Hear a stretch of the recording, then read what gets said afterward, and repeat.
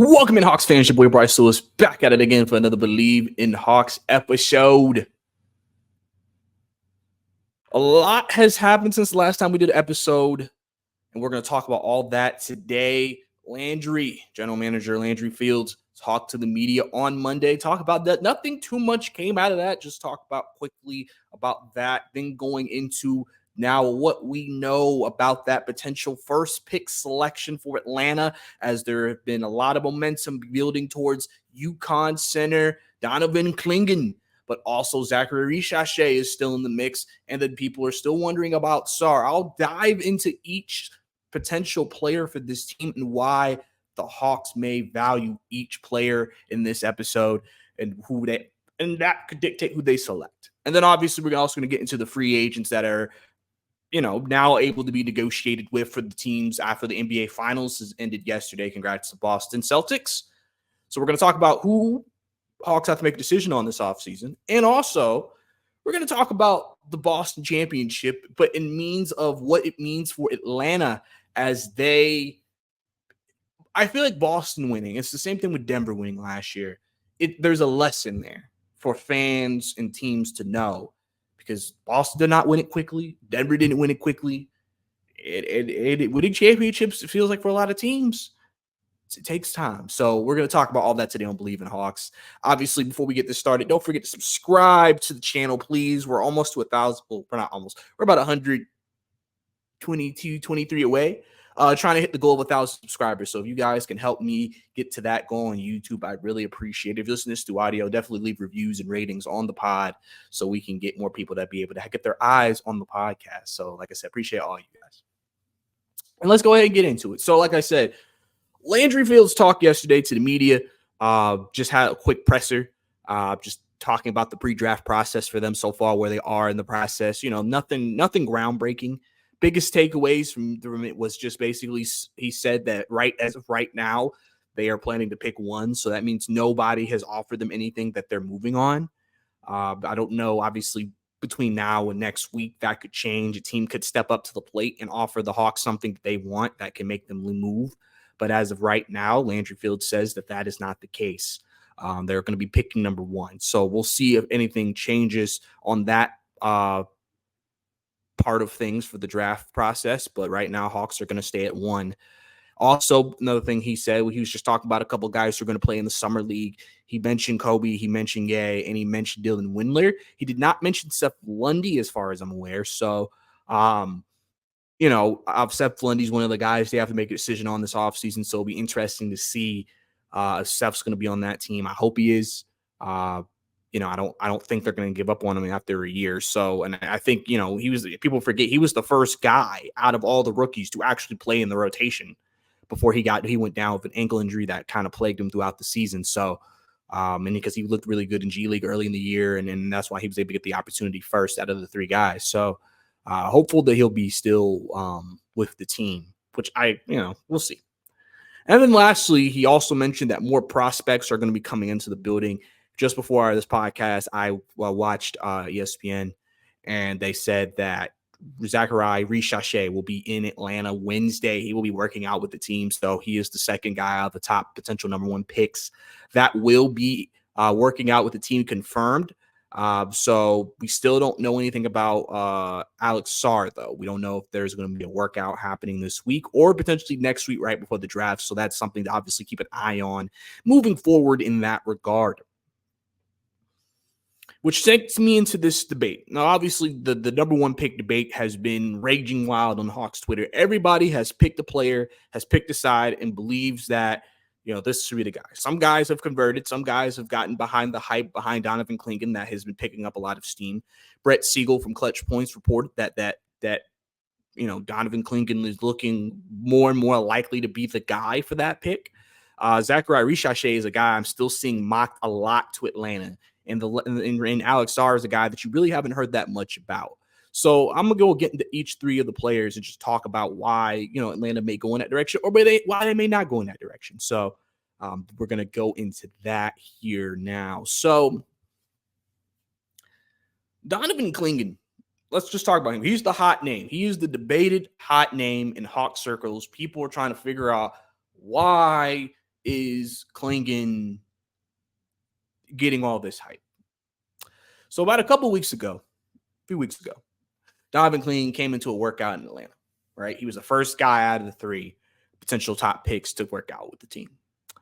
So also, when I was watching ESPN, their draft expert had mentioned that when he came in for that workout, he really impressed. We heard that he impressed in that workout. We just didn't know details. He gave a little bit more insight. He kind of basically just said he had a really good workout, showed good movement, showed a good shot touch. So apparently Clingan was hitting threes in the workout, showed some good touch in the soft roll, and just did some things that really, really bode well for what Quinn maybe was looking for out of him to see if he could do in that workout. And that's why they left very impressed. I know a lot of people are torn on if they would rather have Clingan or Sarr as a center. Clingan obviously is a more traditional prototype guy, 7'2", 280, a guy you ain't moving easy in the paint. Obviously, your big concerns with him are his ability, his quickness in terms of his feet and lateral quickness. Getting him in space may be a bit of a risk because obviously if you're going against very crafty, fast guards, that could be a bit of an issue for him. That could be a bit of a problem. But at the same time, he is the best rim protector in this draft.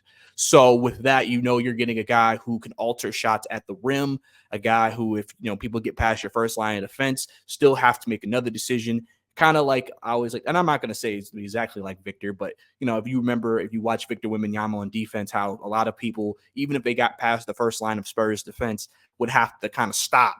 It'd be like, all right, well, don't know if I can get a good look on him, so I might have to pass this ball anyway. And that is something that the Hawks, I think, want. Clint Capella has declined in recent years, and he's not the player he was during the 2021 run, where he was people felt like he should have been a defensive player of the year candidate. Clingan is a guy who, when you're looking at the Hawks brass, they're looking at can we develop him? And also one thing that I think that has stood out to me is I had Bob Bradburn on here a few weeks ago talking about what the Hawks need. And one thing he talked about is the Hawks need girth. He said they need girth. They need size. If you think about this Hawks team, they're a relatively skinny team. Trey's skinny, DJ skinny, Vic's skinny, Clint skinny. They have a lot of skinny players. Mo Gay is skinny. Like, they have a lot of skinny players. They don't have a lot of girth on this team. Clingan is the opposite. He is going to be the biggest player on this team. He's 280, right? 7'2". So, and that may be something that for the Hawks, they may really realize, like, we don't have any guys who, if we're going against bigger guys on other teams, that can really play with them because everybody's skinny. And Clingan is the opposite of that. I mean, listen, Clingan's only 20 years of age. He turned 20 back in February, so still a relatively young player. And that could be something that could be helping his case, and that could also be the big thing. The biggest thing for Clingan that I have heard that people are concerned about is he's basically Clint Capella, just bigger, right? And that all could be possible. But one thing I will say about Clingan is that Clingan has a much higher offensive upside than Clint Capella. Clint Capella pretty much has no offensive game outside of, just whatever he can get in terms of putbacks. Maybe he can post a guy up here and there and get a couple of shots. Clingan actually, there is a belief that Clingan has the ability to develop a jumper, develop a three-point shot.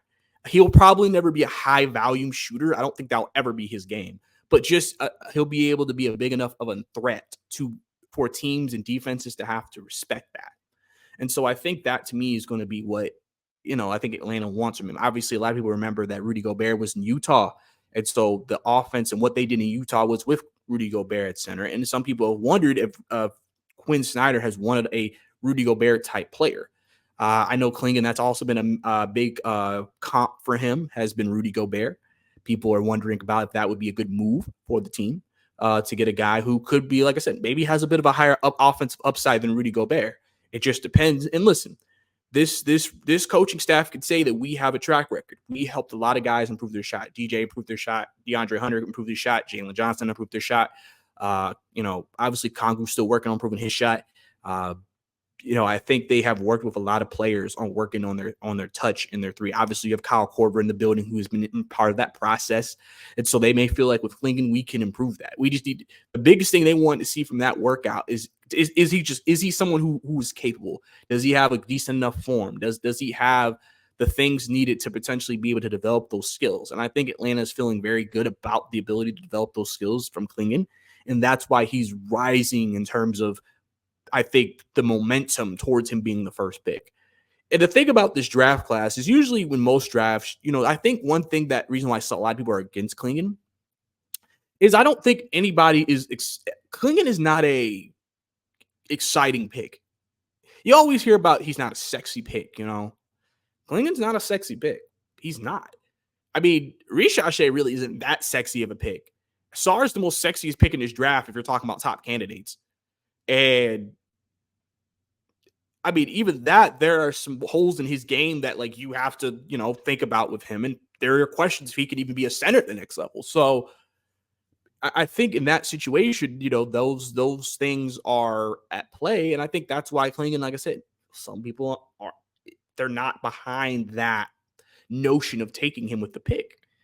But at the same time, Hawks haven't had an elite rim protector in a while, so they may look at this and think we may be able to play defense a certain way.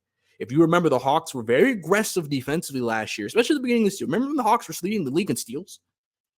And one of the things is that if you're going to do that, it's a bit of a risky defense. You got to have people who can clean it up. Like I said, since Clint isn't what he used to be, he can't clean it up like he used to. Clingan may be a guy who can do that, and then that may result in them being able to play a different brand of defense. And I've also put this out here. I don't think this is going to be the case, but you never know. That could give them, they maybe think this could give them an excuse to run it back with DeJounte and Trey, because now you got that 7-foot guy who can now, somebody gets into the paint. Clingan's right there. Okay, you got to get around Clingan. It's not going to be as easy. That can help the defense, right? But I don't know. I don't know if that's going to be the case. We'll figure that out as we get closer to the league year. But those are some things. Obviously, big things with him is, like, I think biggest concerns, his foot. He had a foot injury in college. But the biggest thing I could say is he played in the biggest games. He was there for the national championships. He was impactful. So clearly, though, that injury did not keep him out of some of the biggest games of UConn's run the last 2 years. And then also his conditioning. Obviously, when you have guys that big, it's like 7 foot, 280, you're always worried about conditioning. Is he going to be conditioned enough? Can he play long? I've said that whoever they draft at center, I think it makes Onyeka Okongwu that much more important just because he's a guy can play 20, 25, 30 minutes if needed. So that will be an interesting situation, is how much time would Clingan play if drafted by the team. And like I said, Quinn likes him a lot. Dan Hurley, when he was talking to Quinn, he said that he liked him a lot. Like I said, and I think that's where a lot of the momentum is going. Why people expect Donovan Clingan to be the pick for the Hawks in a week, But obviously, it's still not. We don't know if it's a done deal. I didn't come out of that presser with Landry and kind of sit here and say, oh yeah, they know who they're taking. I think they have a good idea of who they would like to go with, but you still have to go through the process. And that's one thing they've talked about multiple times, is still going through the process and just to make sure they're making the right decision for the team in this future. Because somebody even asked the question, how would getting the first pick, or how would the first pick in this draft impact you? And he was like, I mean, this isn't going to make us world championship contenders or anything. So he's just acknowledging that this guy is just going to be a piece of what we're trying to build. And so maybe they feel like what Clingan brings is the best piece for what they want to do. And then you got to go into Zachary Risacher. He's an interesting name. He's been the lowest guy on my list in terms of guys that I think they're going to take, just because he's the one player who I feel like if we drafted him, he would impact the team the least, just because I don't think he's changing anything. Like, I feel like with Clingan and Sarr, you could legitimately say they're changing a part of this team. They're, especially defensively, there's an impact defensively they're going to bring. I don't know if Risacher is changing anything. And one of my biggest concerns with Risacher is, again, a lot of these guys are young, skinny. Team skinny, right? Risacher, 6'8", right? Skinny guy. DeAndre Hunter, as much as people hate him, I mean, he's a strong guy. He can battle with stronger players because of that. replacing DeAndre Hunter with Risacher to me is almost like, okay, well, now those same strong players could just bully Risacher because he's a skinnier guy. I'm struggling to be like, we're going to be, I don't like Risacher is a pick that he could be good for the team definitely in the long term, but I don't know if how much is he going to impact the team his first year. You know, I don't, and maybe if you're a fan of Risacher, let me know in the comments how you think he's going to impact the team. Because maybe I'm not seeing something that y'all are seeing. Like I said, I'm one of those guys. If we take Risacher, I'll support the pick. I'll hope the best for the pick. I want him to be developed. I want him to be successful in Atlanta. I'm never going to sit here and be that fan who just is going to completely crap on a player the whole time and not want him to fail, because then you're wanting your team to fail. So absolutely not. But out of the three, he is my least like impactful player to me that they can select out of the three guys. But I also can see, he could be a really good 3-and-D player down the line, a guy who can guard multiple positions. Obviously, that's really key. And, a guy who could really end up being a good defensive player, especially when he grows into his body more and things of that nature. So Risacher is a guy who definitely, I think, he's been the most mocked player. It's funny, through all the rumors, Clingan has the most momentum, the most reports, the most everything. Sarr barely gets talked about. Risacher is mocked to us a lot. That's where a lot of that comes in. They just think they really, really like Risacher. So that could be the pick. That legitimately could be the pick. And then lastly, Alex Sarr. Alex Sarr is a guy who, at the beginning of the process, I think a lot of people thought he was going to go number one. And now that time has kind of passed a little bit, there's a question: is he going to go number one? Hawks haven't worked him out, like I've mentioned. There are some concerns with his games. Hands, not a great screener, not a great rebounder, even for his size. He can be impactful defensively because he's 7 foot, but he can guard guards, can guard wings. There's a lot there. He has a high upside in terms of his offensive game if developed. He definitely is considered the unicorn of this class, right? And you hear that, you're like, well, why wouldn't we want a unicorn, right? Well, one thing we have to look at with the Hawks right now is that out of the 3 players, Clingan has been labeled the most NBA ready, contribute to a team right now, right? That may be something the Hawks are valuing with this pick. Who can contribute to the team right now, and be impactful for us? Sarr is looked at as it's funny. He's projected as one of the top prospect in the draft, but he probably could also say he's probably considered one of the biggest projects of the draft as well. And so that in and of itself may be look, Atlanta is developing and they can develop guys, but they may be also like, we want to be competitive next year. We want to be a top 6 seed. Sarr can help us, but especially if you're not sure in that office, if Sarr is a center, if he's not a center, well, you got Jalen Johnson at the 4 and you have Mo Gay, because they both are viewed as 4s by the Atlanta Hawks, regardless of what people think they should be. That's what the Hawks view them as. If you think Sarr is a 4, now you have a log jam at 4. And then you also have some people who think Yucca Kongu should be a 4. So it's like, okay, so who's going to be the center? You know what I'm saying? So we're going to have a 4 playing center, yet we don't want that. So, that could be a big reason why Sarr's momentum there has been a lot of momentum with him. There's a reason why they say they're not in love with Sarr, because they know the type of skill set he has, but they don't know, well, if we draft him, he's skinny. You put him against Embiid and Giannis, they're going to bully him. He's not going to be able to guard him just straight up in terms of just girth to girth. I ain't going to say that. But he's not going to be able to bang with them in the paint. They're going to bully him. They're just going to run him right over. Clingan is a guy who can actually battle with Giannis right now, battle with Embiid right now. Now, obviously, he's young, so they have the craftiness and the skills that could help them, obviously still win that matchup. But in terms of just straight up, mano a mano, Clingan is the best one for that. Sarr isn't. Sarr, I think, would be more effective on wings and guards realistically right now. He'll be more impactful against those guys. And again, yes, that versatility is a big thing, but if we need you to play center and you're getting dominated by your center, That's not good. One comp for him is Evan Mobley. That's my biggest comp for Sarr is Evan Mobley. And remember, if you remember the playoff series against the New York Knicks, where they played Cleveland, if you remember that series, Mobley took a lot of heat that series because he was a skinny guy getting bullied by Julius Randle. I remember there was a play, it was like a free throw, and Randle blew him off the line. And I think that may be a concern for the Hawks. Skinny, he might get blown off the line. He may be blown off the boards by certain guys. They could just box him out and move him like he's nothing. That's something that may play a part in why they don't want that. They want to be in with Clingan, you can get a really good rebound and a really good rim protector, and he won't be moved off the ball. So, but I also know a lot of people really want Sarr, and Sarr has a lot of upside. And if they take Sarr, I'd be happy with the pick of Sarr. Like I said, everybody has their own idea of who they would like the Hawks to have and who they would think the Hawks would be good with and who the Hawks should go with. And listen, I'd love to hear you guys' opinion on who you think the Hawks should take, because everybody's going to pick a side, everybody's going to pick a player, and everybody's going to have their reasons for it. And you can have your reason for it.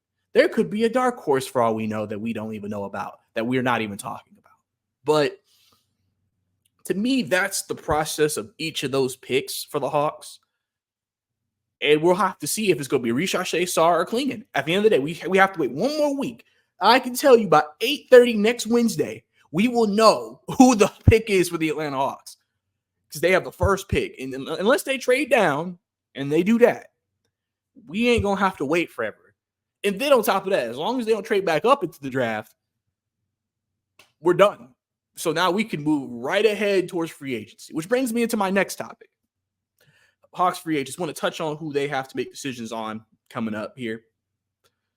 No super duper major names that they have to make a decision on.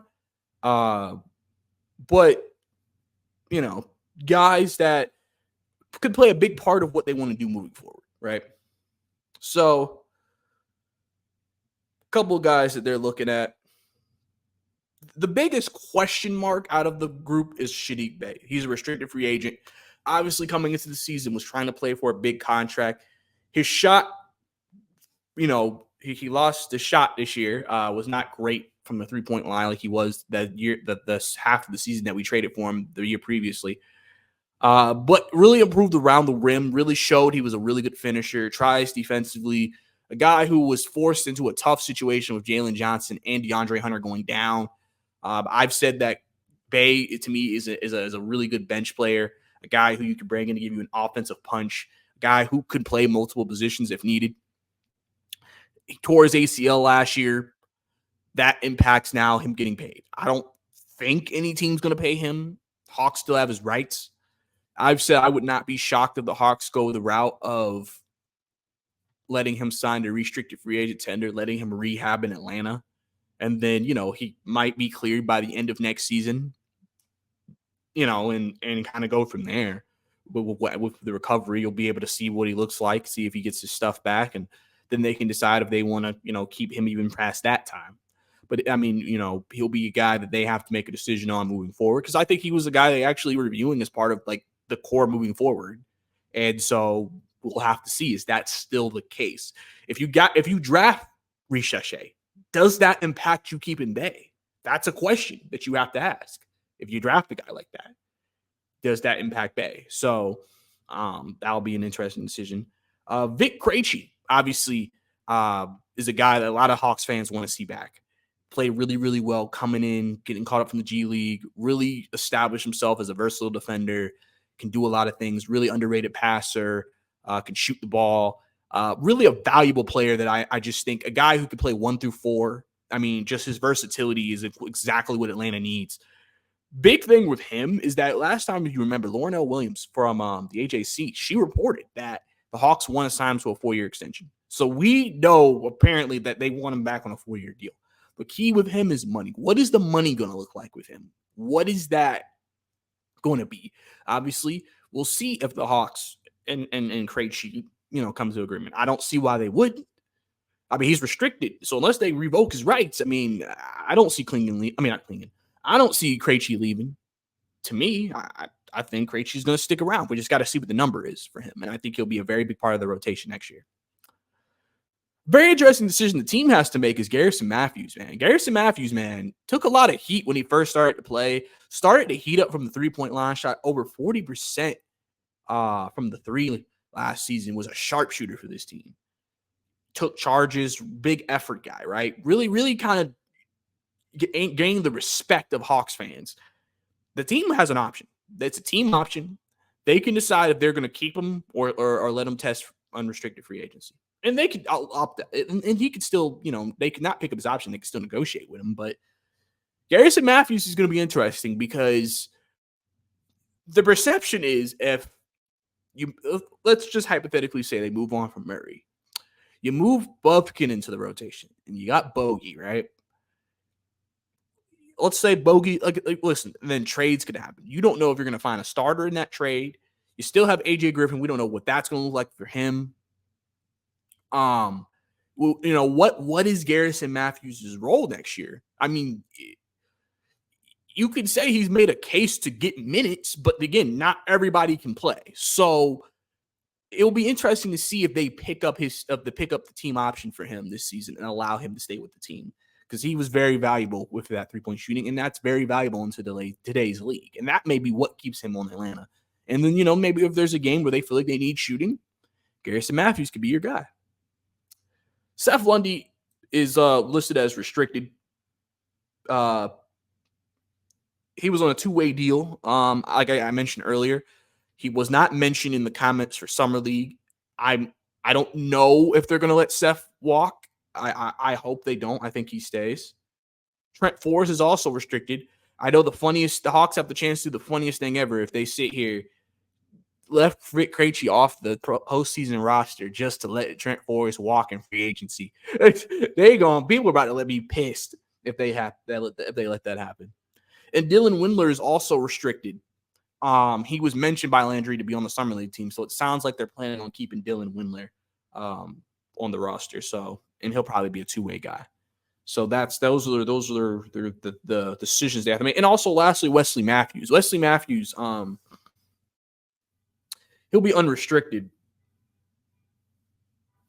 I mean, I don't see him coming back. It depends. If they still want a veteran like him in the locker room, he could definitely make it back. Like, listen, your third unit legitimately could be like Garrison Matthews, Wesley Matthews, Seth Lundy. I mean, technically it'll be Sadiq Bey when he gets back, and then maybe, I don't know, Trent Forrest. I mean, that could be your third unit. I mean, obviously we'll have to see if they make trades and stuff, what the team will shape out to be. But, I mean, he's not a bad veteran to have in the locker room. I think you need those veteran guys who've been there, done that, can help talk to the guys, help show the guys different things that happen throughout a long season. So it'll be very interesting to kind of see what that turns into and what that looks like moving forward. So last thing I want to get into before I let you guys go is the Boston Celtics are your NBA champions. They won, beating the Dallas Mavericks in 5 games. They're your 2024 NBA champions, right? I like to take these time, and I did this with Denver last year, to think about the journey for those guys. To think about the journey for the Boston Celtics. Because I feel like we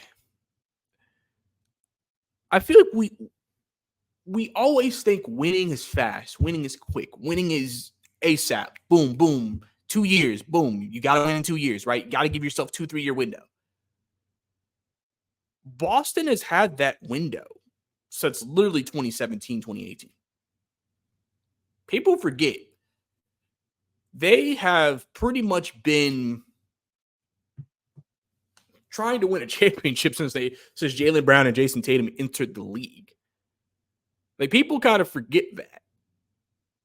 Like, in that run they made when they played LeBron in the East Conference Finals, that was more of like a, oh, wow, we're here type of thing, right? And ever since then, they've been trying to win. They've had setbacks. They have lost in the first round. They've been swept. I think they were swept. I could be wrong. I think it was by the Heat, but I could be wrong. They might have lost that in a gentleman's sweep. I mean, obviously, we know what happened when they traded for Kyrie Irving, and they thought they created this super team, and that didn't work out, and they got eliminated early. And, it's been tough for them. They've lost multiple Eastern Conference Finals. They lost an NBA Finals. And then this year, they're finally able to break through. And I just think it's always a good reminder to remind people, man, the NBA is so different now. You can't just say, we're going to give ourselves 2-3 years, let's win now, and then it happens. As you could see, it took Denver, I think Mike Malone talked about it when they won the championship, 6 years to win, 6 years to get a championship, 6-7 years. It took Boston 7-8 years. It took, people forget Toronto when they won. It took them years, multiple top seed losing.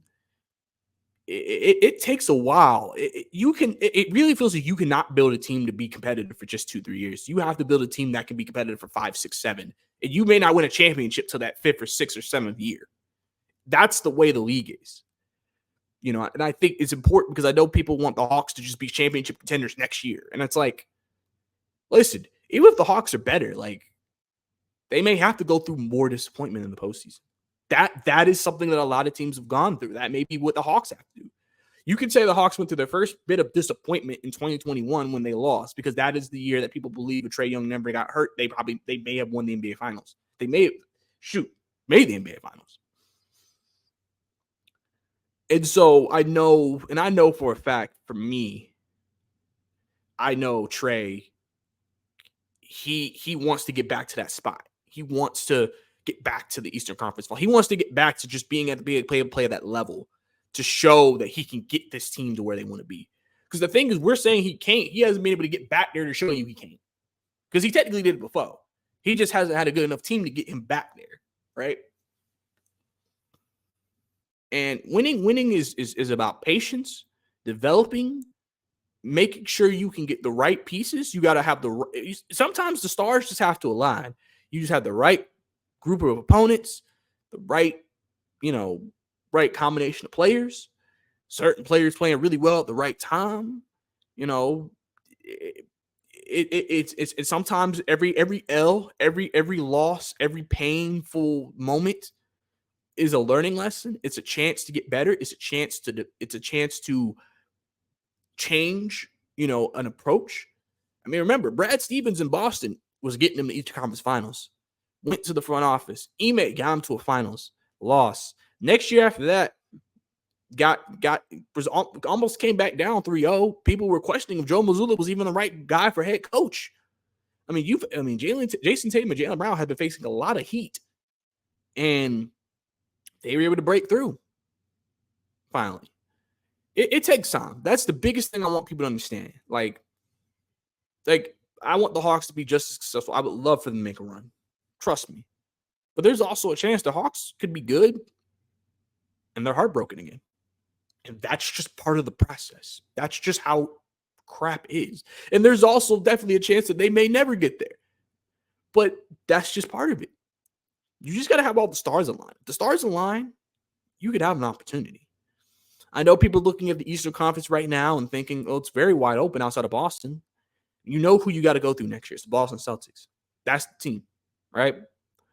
Atlanta Hawks were the only team to beat Boston twice this year and in this entire league. And so always just a reminder to people, patience, man. It's not quick, man. It's not quick. You've seen teams that have tried to do it quickly, like the Clippers, like the Suns, like those teams, not having a lot of success right now.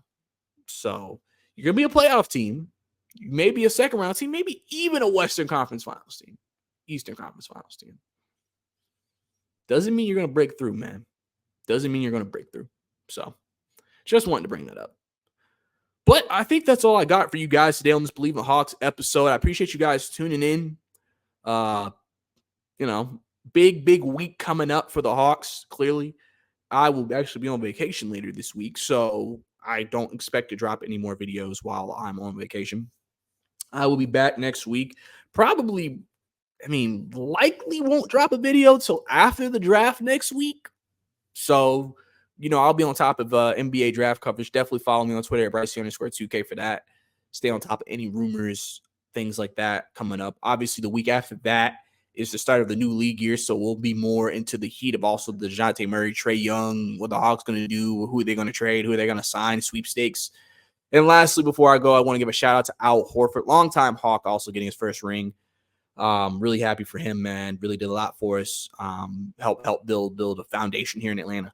So really happy for Big Al to get that championship ring, man, for sure. So I think that's about all I got for you guys today. This was your Bleav in Hawks episode. It's your boy Bryce Lewis. We'll see you next time.